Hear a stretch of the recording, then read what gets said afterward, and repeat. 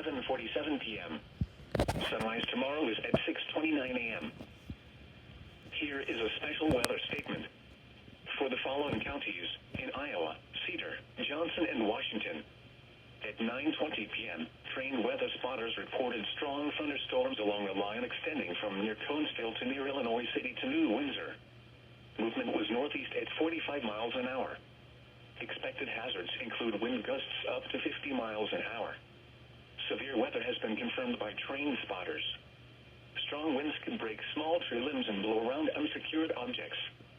Locations impacted include Davenport, Moline, Rock Island, Bettendorf, Muscatine, East Moline, Durant, Silvis, Geneseo, Eldridge, Milan, Kelowna, LeClaire, Coal Valley, Wilton, Hampton, Orion, Fort Byron, Walcott, and Erie.